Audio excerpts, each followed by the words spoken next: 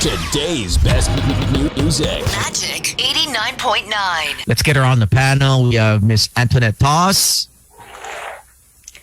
Hi guys. Hi Slick. Hi Tones. It's so nice to be with you guys again.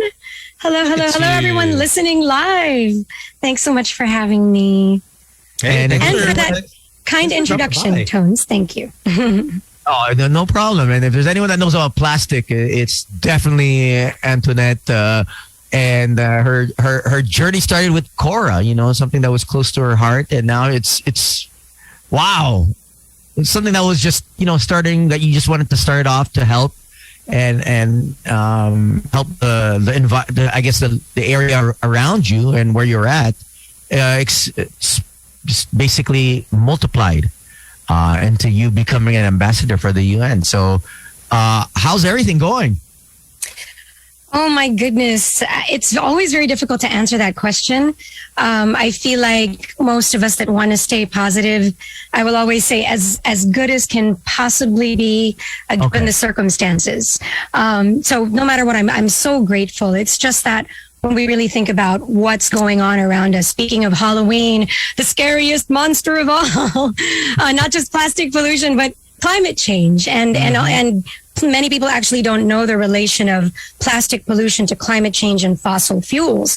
The fact that plastics are actually made of fossil fuels. So it's just, it kind of goes on. And I actually don't consider myself an expert at this. I just consider myself really passionate to kind of learn more and explore. And when I hear a fact that's so shocking and it seems so illogical, it just seems like it's common sense. So why are we not taking steps to address it?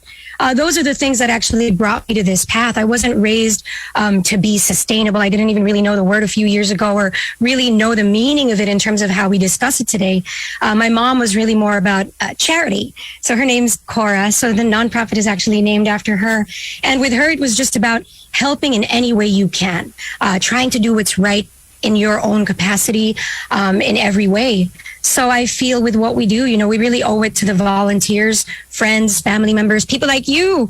Angie Mead King is someone I really also want to give a shout out to. She brought so much support to what we do, not just manpower and volunteers, but the awareness that she created. So I feel like it's really more about people realizing that when they speak out, when they support initiatives, it truly is powerful and it makes a huge difference. I think a lot of people they really know about climate change now. Is that, before they're like, okay, whatever, it's just nature. But then now they're a bit more knowledgeable. Unlike you, I mean, you're very knowledgeable about all these things. I mean, you don't call yourself an expert, but I think you are, is because you've done so much research and you are who you are. But it's nice to see that there are some people changing their ways from what they used to do before, but obviously we still need to be doing more. What are some of the little things that people can be doing to help out Mother Earth? Oh my, I actually get asked this all the time, and many people don't realize how much the little things matter. There's that famous quote, it's just one straw, said 8 billion people. So imagine if literally 8 billion people did the same thing, the power of that.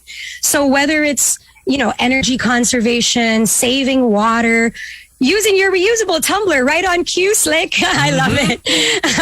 That makes a difference. I have mine right over here as well. And imagine if you think about the number of times that you use and refill this, that's the number of times or the number of bottles you did not purchase, that you did not contribute to. So avoiding single-use plastics does make a difference. So all of these little moves matter. Saving food, knowing that food not only has an impact on the planet, but that what we waste, just a fourth of it could already solve world hunger. So these little things matter, but no matter what we do, without systemic change, which means laws, policies, the government really taking concrete action, and without business unusual, that's brands, corporations, companies really taking steps to provide people with the options that are actually better for people in the planet, because we all want to do better. There's been so many surveys done about how people do want to make the better choice. They do want to do reuse and refill systems. They do want to recycle. There's so many things that they wish they could do, but it's not available. It's not accessible. There's no infrastructure. There's no access. And when we look at climate change and the Philippines, it's really painful to think that we are a part of the big top 4 most affected in the world, together with Myanmar, Puerto Rico, and Haiti, when it comes to storms and, of course, lives lost. So when it comes to climate change and the Philippines specifically, our carbon footprint might be small as a nation, but we are getting impacted, one of the worst. So our actions do matter, and our voices matter so much for our people and for each other. Isn't it kind of, I guess, depleting at times when you do travel within the Philippines and you see, where some people are really just, obviously with the shanty towns that we have, and the majority of the classifications, obviously poverty is huge in our country. So waste management, or that's where it starts, right? We're not very knowledgeable. Education is it doesn't trickle down in those classes. It's whatever you open up, you just chuck to the side. And how do you get to educate them about climate change? Is there someone that's going around? Are you going around now? Are you even allowed to go around? Or not really yet. We have not began going out yet again. We hope very soon. But to answer what you said about depleting, visiting many places, it's actually quite the opposite.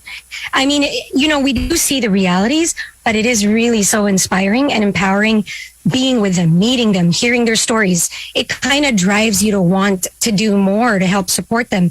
And at the same time, it's also not everybody in the Philippines, or not everybody is actually clueless to these solutions. And one of the things that we actually want to put the spotlight on is that we're not just victims, and local communities are not just victims of the climate crisis. They're actually leaders in nature-based solutions. One particular example is we're working with a group of women that we call the Woman Grove Warriors, because it's mangroves, but they're women leading the mission. Okay. So they're the ones nurturing these seedlings, planting them, and making sure they grow into maturity. And they're actually leaders in climate resilience and climate solutions. So we do have a lot of knowledge when it comes to local communities and indigenous knowledge as well. So we really need to look at them and give them a voice, a platform, not just give them a voice, but actually include them in the dialogue so that they can really shine as part of the solution. Even our waste workers, they're our frontliners during the pandemic. They never stop working. And part of us making sure that we dispose of our medical waste separately in a box that's labeled so that the barangay can separate it is us helping protect our waste workers from getting possibly secondary transmissions from our garbage and our trash. So even just separating our trash properly is already extremely powerful and lessens the work of our waste champions, as we'd like to call them.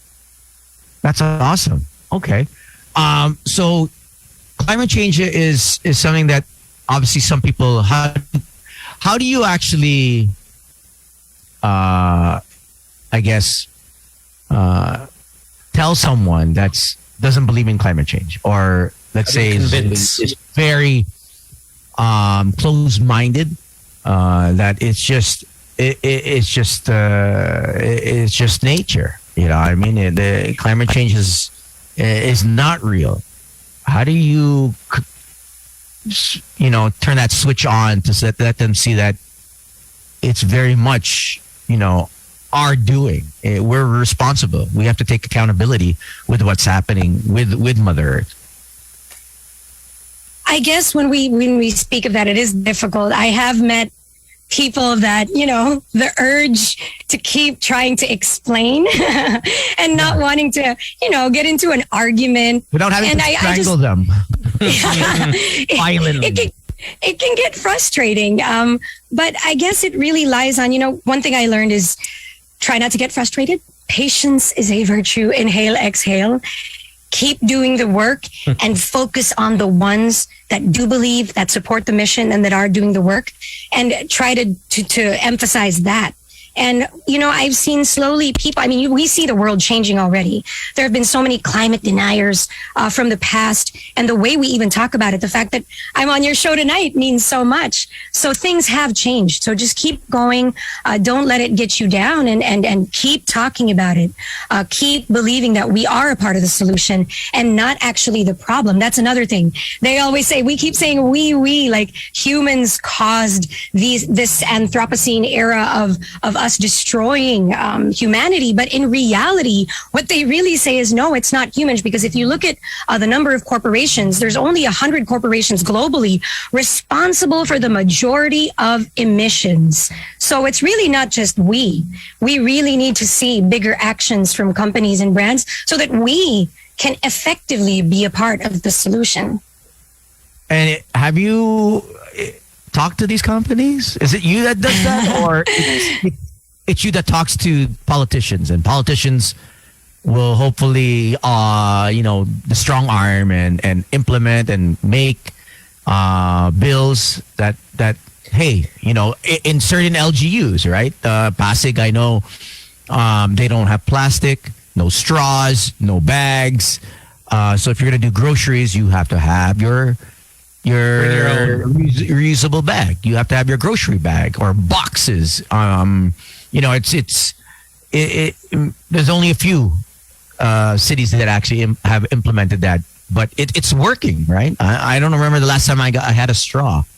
Speaking about straws, Papi Miko and our friends from Smart says he actually went with you to Boracay a couple of years ago and for a beach cleanup, and he says that he stopped using plastic straws after that trip, and he got more conscious about bottled water than that uses plastic. So he chooses glass bottles whenever possible, and you've changed his life, and he says, "Galing, just the way what you do."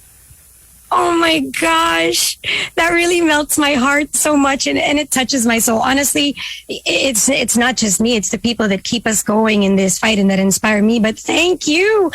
The first time I even started cleaning, I was still using all kinds of plastics, not really realizing the impact itself. Thank you for sharing that. It means a lot. And like you were saying, is that teaching the LGUs, because I notice sometimes when they're doing their garbage collection, even though it's sorted out, it's segregated. I notice that sometimes, or majority of the time, is what happens is if it goes into the truck, they'll rip it open and they'll check if there's anything that they can use for themselves or that they can sell. I mean, that's also maybe sometimes the problem is that, even though you are responsible, sometimes it's not sorted out properly, or it just gets lost again in the garbage. Is that something that you guys want to help out LGUs? Thank you so much for asking that, Rick. That we actually have our first majorly funded program that we are truly grateful for with the United States Agency for International Development, or USAID. And it's a global grant program called Clean Cities Blue Ocean. And our main focus really is to work with local government units and local communities, most especially women waste champions, to help solve this interconnected problem. Tony mentioned earlier that there are parts of the Philippines that are zero waste. That's true. There are barangays doing it well. There are cities doing it well. There's even wala o sik sari-sari stores in Negros that are doing incredible work. But the thing is, as we mentioned, it's a global interconnected problem. Once it's out there, it's in the environment, it's one shared planet. So it really starts with barangays, and even the DNR-EMB, they're the ones mandated to handle waste, the Environmental Management Bureau. And they also say and state that it is our barangays, but a lot of these barangays actually do not have the proper infrastructure as well. But even with the infrastructure, we've gotten so used to not separating trash that it just can't work. But there are countries like Taiwan that were actually known for being a plastic polluter. Like, they were one of the big polluters, but now they are one of the models across the world. And it starts with the citizens that make sure that their items are clean, dry, and segregated because our waste champions cannot separate the waste of the world, and anything mixed, dirty, or contaminated cannot be recycled. Another thing is we also want to emphasize that recycling is not an excuse to keep producing virgin plastics, because once again, plastics are made of fossil fuels. Recycling is a solution for what's already out there, which is a lot. And that's when we see the circular economy. So we always say it begins with design. By instead of taking something from raw materials, why not use things that already exist? Waste isn't waste until you waste it. Yeah, Antoinette, you brought up a good idea. I think a few months ago, I was watching and saw this African woman, which has been done before, but it's recycled plastic into bricks. So they actually collect plastic, and she's an engineer by profession, and if I'm not mistaken, it is 5 times stronger than concrete. So just imagine how much waste we have, plastic waste the Philippines has. If we can actually get that machine that she invented or have someone in the Philippines, we have some great inventors, we have some great engineers, and come up with a way where we can actually take our plastic and build homes, modular homes. You know what I mean? It would be great. They wouldn't have to have shanty towns. We can actually create homes for the marginalized communities. It would be great. You know what I mean? And it would obviously it wouldn't solve everything, but it would help. By building better homes so that when storms do come, they're not going to be displaced. You know what I mean? And they'll have better shelter. I mean, that's one of the problems that we do have right now is the climate change. And then when the floods start rising, they have to stay in a gym. They have to actually be pulled out from where they actually live, and we have to house them where thousands of people are displaced and in one basketball court, or at least in one warehouse. We've seen it time and time again, and it just, and usually it's November, December that's tough. We're seeing climate change, and the rainy season goes deep into the Burr months. Before it was early Burr months, and then we'd have a nice Christmas. But now we're seeing more calamities. Just before Christmas, there's something that's happening, and it's moved further down into the new year. So, and this is worldwide. We're seeing fires, earthquakes, and it's not going to change anytime soon until we actually make a change. So, yeah, that's what I was thinking, is maybe we could come up with a machine to handle all the plastic, because I see all the plastic that we use. Man, it's a lot. We're top 4 in the world, right, for plastic use? Yes, about 300 million tons every year. Third, actually. We are third.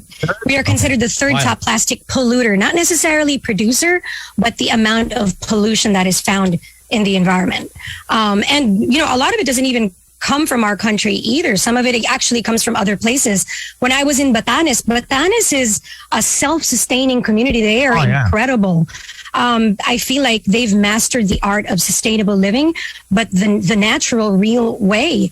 And when you look at them, and there's no pollution on the island itself. In the streets, they don't litter. But in some of the beach areas, you see so many fragments and bottles and all kinds of stuff washed up, and they're all corroded already because it's not something fresh or brand new. They've been floating around from other countries as well. And you mentioned earlier, yes, we do have some innovative techniques already that exist in the Philippines that can provide housing from plastic waste, and a number of other sorts of things. The thing is, though, when it comes to plastics, it's almost like a sensitive topic. There are a lot of false, facts and fallacies. There are a lot of myths that exist. And incidentally, I'm actually launching the podcast of plastic together with the Break Free from Plastic movement. That's actually premiering tomorrow on all podcast platforms. And, Break Free from Plastic is one of the leading global groups that's actually advocating for these things that we're talking about, systemic change, business unusual, really looking at the plight of the people.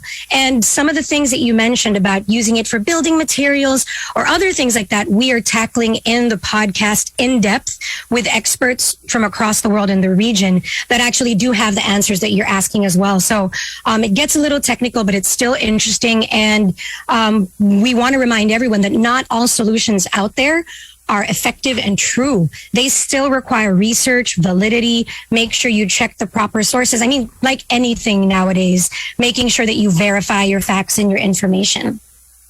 I think that's important is because a lot of people, they'll just pass on their so-called knowledge in their little Viber groups, WhatsApp groups, or Telegram groups. And, they'll take it as facts without looking into it and not really researching. But something that popped up in my mind, or that's been, been bothering me, is that we do have a new source of waste. And this is coming from face masks and face shields. I mean, because we know how people go through that quick, and there's no proper place to throw it. You see it all over the ground. You see old face shields, just ripped up. I mean, is there maybe they can have a recycling area that it can be broken down or whatnot? Is because the world's going through it, and it's just going to be, you see it floating sometimes in the water. I mean, it sucks. Yes. Oh my goodness. We've seen all the photos of seahorses with their tails attached to it, different wildlife getting entangled in these masks and so on. And the thing is, though, when it comes to health, health always has to come first. When it comes to the medical industry, we have to prioritize, of course, the pandemic. But that also means frontliners being the ones that are prioritizing the use of the disposable PPEs and medical masks and medical waste. For people that are actually not directly exposed, what the World Health Organization, the Department of Health recommends is really using reusable items.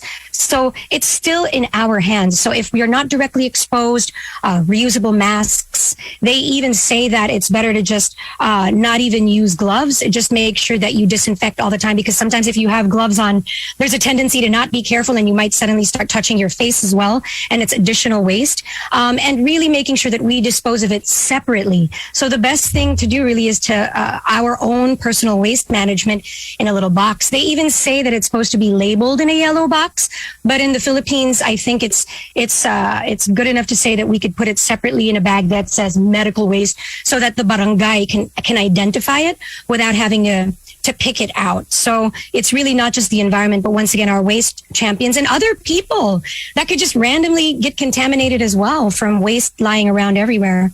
But it is a process. Yeah. Did they even say that, speaking about waste, is that you would have some people picking through other people's garbage and reusing their masks, which was wild.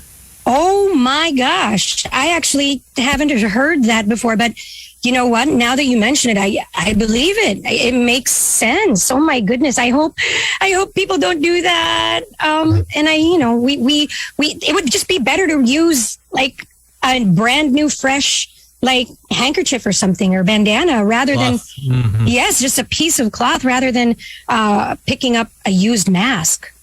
Well, actually, speaking of masks, they had actually a company.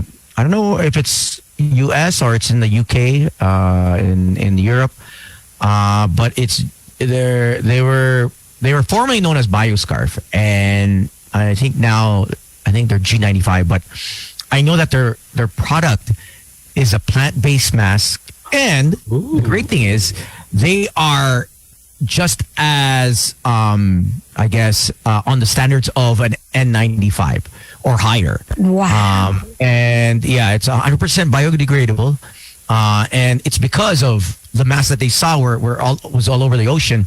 And I think these guys are probably divers. I from the video that I saw on TV, I knew for sure. If you're a diver, if there's one thing that pisses you off, it's definitely the mask and the plastic in the ocean. So, it's an ocean. It's called Ocean Sealed mask. Check it out, and it's a biodegradable. It's 100% plant based. So you can actually eat it. Wow. 100%. So this even includes the bags that they ship in. So the bags that they put it in the packaging, 100% biodegradable. So they're very mindful. So if anyone wants to bring that in, if there's anything that you want to make money off of, my friends, they're listening, bring in those masks. I think they're going to be a bit more expensive retail-wise, but it goes a long way. Wow. I mean, that is an amazing innovation for the medical industry. If it's all verified, I mean, that's amazing. And at the same time, once again, focusing on the frontliners that will need it because that's where the highest consumption is. That's incredible. Yeah. So we always say, support the brands that are trying to do good for people and the planet. It's around $50, 50 pesos per mask, but hey, not 100% bad. Guaranteed that it biodegrades in 90 days or less. Yeah, 90 days is the max. So 90 days, it does its work. So, it was a female that invented this. Oh, girl power. That's truly amazing. I mean, especially for the medical industry. When we talk of, disposables and biodegradables, at the same time, they require raw materials and resources to make. We always want to focus on what can be reused. But this specifically, because of what's going on with the medical industry and the pandemic, this could potentially provide a really valuable solution. Yeah, I think we'll have to talk to my friends about shipping that into the country. You should. I think a lot more people, they would spend for masks that'll help out. And I know that's what people would rather do is, get some quality masks, and if it biodegrades in 90 days, I'll be like, oh, I'm all for it. Cool. That's nice. Tony, bring it in. You got the money, man. It's kind of hard now. It's not a good time, Now that is up for debate. So they say, my friend. So they Go, say. Tony. Man. All right. Well, how can people get in touch with you? How can people, join your advocacy? I know you still do Cora. Is that still ongoing? Or obviously with the pandemic, the outreach, the beach cleanups, and have been on a standstill, right? Yes, we haven't been able to really get out there as much, but the one thing about the missions at Cora, we're truly grateful that because of the volunteers, even during the peak of the pandemic last year, we were able to help vulnerable communities through partners, brands, people that were actually willing to show their support and resources. And the coastal cleanups will be starting very soon, but they're going to be limited. But it's okay because we also have lots of events happening online, ways that you can volunteer and learn how you can make a difference in your own way. We have global campaigns that you can participate in and be featured. You can find us online at our website, www.wearecora.org. That's WEARECORA. And on social media, we are at Planet Cora and at We Are Cora. And if you want to know the ins and outs of plastic pollution, we're launching the podcast of plastic. So it's inspired by the Emmy awarded documentary, The Story of Plastic. It launches tomorrow on all podcast platforms. So don't miss it. And of course, for more news on me, you can find me online at Antoinette Taus. There you Dapat go. yung mga plastic na tao din eh. Ay. Stay away from plastics. Bawal plastic. Next episode. All right. Thanks, Antoinette. Thank you, Eric. Thank you, Tones. I'm Nice to really, see you truly again. grateful. Hey, good Nice seeing to you. see you guys virtually. And, thank you for always, having me over to talk about these things and for making it more easy, I hope, to understand. Well, Anytime. it's important for me. So whenever I see, which is rare, I follow so many people. So when I saw your feed, with the plastic podcast and you helping out and you being an ambassador, I was like, yo, I think it's time. I mean, it's like with everything else, that if it doesn't get heard and it's not seen, then it's out of sight, out of mind. So we have to continuously get people to openly discuss these topics that are, important to the sustainability of us living on planet Earth. Not all of us are mindful. All of us are doing something, our day-to-day jobs, taking care of family. That taking care of the environment is not on the priority list. But we have people like you to remind us. So it's a good thing that we have someone like you. So it's just we're just the how do you call it? We're just the medium. That's it. We're the messenger. The messenger. And that's all we can do. So thank you. Thank you. Thank you so much. Thank you, guys. I truly appreciate all your work. Anytime. All right. There you go. Time now is 6:03. We got one more hour of Boys Night Out. I know there's still people out and about, and it is, you want a traffic report? Well, I got that for you. There is light to moderate traffic along JP Rizal Avenue from Makati Avenue to West Cloverleaf, and light to moderate traffic in the opposite direction. Now, this traffic update is brought to you by Keltex. Enjoy the journey. All right, Antoinette, we'll see you soon. Do you want to thank anyone? You want to say hi? I just want to say hi to the volunteers of Cora. Hello to the solid friends of Antoinette Taus. Thank you so much for tuning in. I love them so much. They're so supportive. Honestly, they inspire me in everything that I do. And to all of you out there doing your part, if you have a tumbler, if you say no to single-use plastics, I swear you are already a hero. You guys rock. Yes. And plastic waste. Cheers.